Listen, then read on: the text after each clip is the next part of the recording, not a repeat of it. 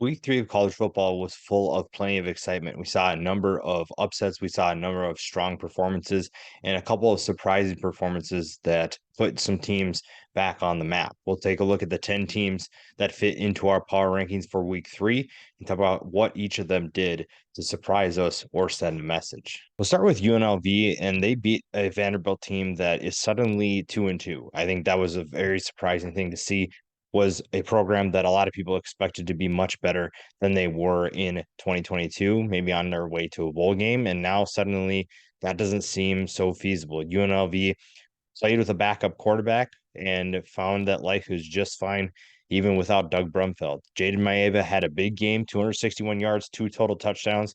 He found Ricky White quite a bit, 12 catches for 165 yards.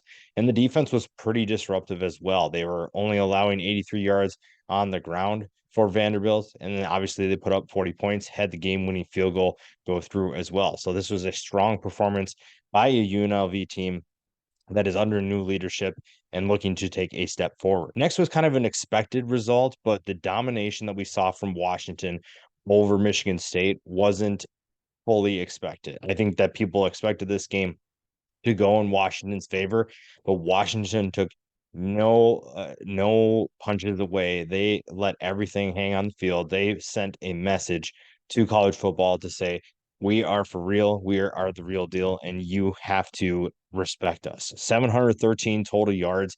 They averaged 13.7 yards per pass. This was a team on a mission, and through the air, like we kind of anticipated in the preview, Michael Penix Jr. put together another huge performance, 473 yards and 4 touchdowns. Rome Odunze led the way with 180 yards receiving, didn't score, but averaged 22 and a half yards per catch. Jalen Polk, 118 yards, 1 touchdown. Jalen McMillan had a solid game too. Jack Westover was the surprise. 37 yards, not super impressive, but 3 touchdowns to lead the way for that passing attack. Washington is on fire right now, and that's huge, especially in a Pac-12 conference that is loaded with talent. South Alabama pulled off an absolute stunner, and it wasn't just by a couple points. They took it to Oklahoma State on the road with a 33-7 win. I don't think anybody anticipated this to happen. I think there were some, including myself, that thought they could pull off the upset, but the fact that they won by 26 says a lot about South Alabama, but also says a lot about the Cowboys. The fact that you're losing to a Group 5 team at home after a disappointing season says that this program maybe needs to relook at what's going on with that program. And South Alabama gets a little bit of a bounce back. I think that the first game against Tulane was kind of a gut punch, and you needed to look yourself in the mirror and decide what you're going to do. LaDamian Webb leads the way with 151 yards and 2 touchdowns. Colin Lacey had a breakout game, 104 yards and 2 touchdowns. A strong performance from South Alabama, and honestly, probably the most surprising result that we saw in week 3. Fresno State continues to be an absolute force, and they destroyed Arizona State this weekend. They forced 8 turnovers by the Sun Devils. Arizona State is an absolute disaster right now. It is not looking good for them, and Fresno State capitalized on their mistakes. You'd like to see them score a few more touchdowns if you could. That was probably the biggest thing taken away. Yes, they got field goals, but when you play better competition, you will need touchdowns over field goals. But still, a great win for Fresno State. Mike Keene was solid once again, 281 yards and 2 touchdowns. Eric Brooks delivered again, 11 catches for 104 yards. The standout of the game was Carlton Johnson, 3 interceptions by himself. That was just one of the biggest things for this defense, was the ability to create turnovers and get the ball back to their offense. Fresno State is playing on fire right now. They have 2 Power 5 upsets under their belt, and they are looking to make a statement in the Mountain West. LSU is kind of up in the air in terms of where were they going? How could they get back on track? And they did exactly that against Mississippi State. An absolute statement from the Tigers, 41-14. Jane Daniels had a monster game, 425 total yards, 4 total touchdowns. LSU had 530 yards of total offense, 41 points, like I said, and 9 of 16 on third downs. The biggest thing that stood out was Malik Neighbors, 239 yards and 2 touchdowns. An absolute monster game from him, a big performance when they needed it. And now LSU has some confidence heading into next week. There weren't many that expected Missouri to pull off the upset against 15th ranked Kansas State, and it was easy to see why. Kansas State is a solid program. Chris Kleiman has that program in a good place, but Missouri was a team that definitely had the talent to be able to pull off that upset. Now, Brady Cook comes into the game. Missouri fans weren't super happy about that, apparently, but he delivered 356 yards, 2 touchdowns. His favorite target, Luther Burden, the third, 114 yards and 2 touchdowns. Burden is having a big year. I think that he is finally hitting his stride. They are figuring out how to utilize him best, and the results speak for themselves. The biggest thing was Harrison Mavis kicked a 61-yard field goal as time expired. That is an incredible feat to be able to win a football game kicking a 61-yarder, and he did it with ease.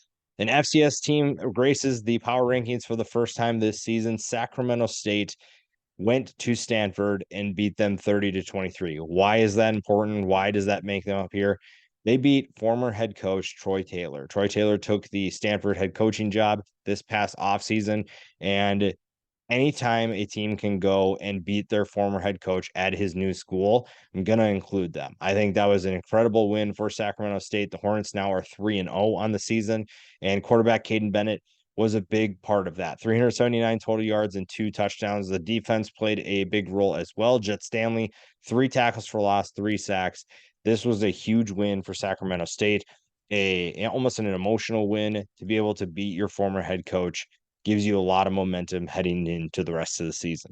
Tennessee hadn't won at Florida since 2003, and that trend continued when the Gators absolutely denied Tennessee's offense. 29-16, a win for the Gators, a program that was kind of wondering what was life going to be like going forward. How were they going to be able to compete in the SEC? And I think they built some confidence. They did. In the preview of this game, I mentioned that getting Trevor Etienne and Montreal Johnson involved in different ways would be huge. And Trevor Etienne found a way to have a huge game, 172 yards and 1 touchdown. Johnson didn't have the best statistical game, had just over 30 yards total, but he did have an 18-yard touchdown reception. So they found ways to get him involved. They found ways to get their playmakers the football. And the result was a 29-16 win. They also kept Tennessee's offense largely in check. Questions about Joe Milton are rising again.